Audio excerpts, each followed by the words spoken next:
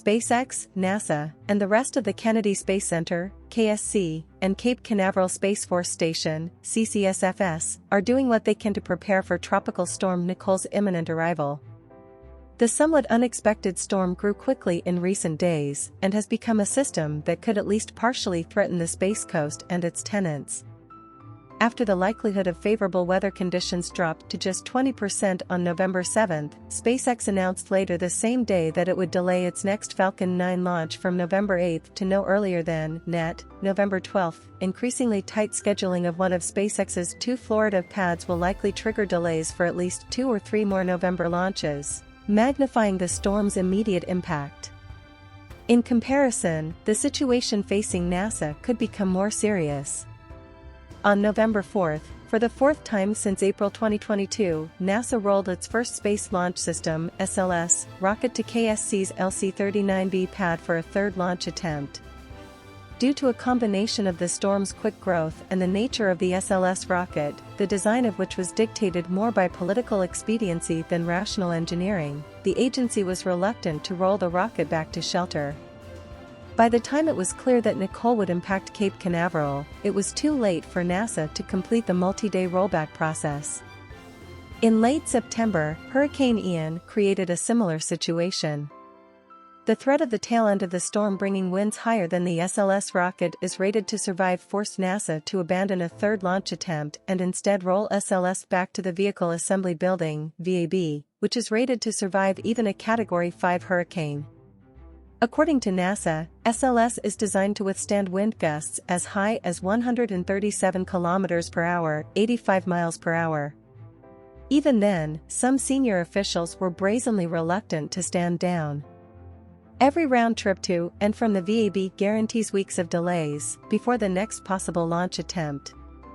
Additionally, while NASA has refused to offer more context, each crawler ride seemingly takes a toll on the SLS rocket, meaning that the vehicle can only handle a limited number of rollbacks before unspecified issues begin to arise. As a result, even though high winds could apparently damage the first SLS rocket and orbit-capable Orion spacecraft, which represent 10 to 15 years of work and would cost a minimum of $4.1 billion to replace, NASA was nearly willing to play chicken with a hurricane. Ultimately, someone in the agency saw reason and took the threat seriously enough to return the rocket to the safety of the VAB. But just 6 weeks later, with no evidence that NASA seriously considered a rollback before it was too late, SLS is stuck at Pad 39B while an increasingly threatening tropical storm, verging on a Category 1 hurricane, approaches the Space Coast. Because the rollback process, which takes about a day, requires days of preparation, NASA would have had to decide to return SLS to the VAB days in advance. Instead, even though NASA was already aware that a storm system was developing, the agency decided to roll the rocket out of the VAB to LC-39B late on November 3.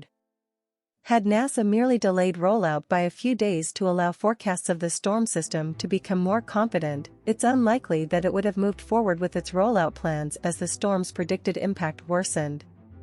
When Hurricane Ian threatened KSC, NASA decided to roll SLS back to the VAB after the odds of sustained hurricane-force winds grew to 6%. That makes NASA's decision to roll SLS to the pad when it had a forecast showing a 4% chance of similar winds even stranger. SLS will be forced to weather the storm while sitting unprotected at the launch pad. As of November 7, NOAA models predicted a 7% chance of hurricane-force winds at Kennedy Space Center. The odds increased to 15% 12 hours later, briefly equivalent to Russian roulette. The latest forecast has dropped to a 10% chance of sustained wind speeds of 120 km per hour, 75 miles per hour, or higher.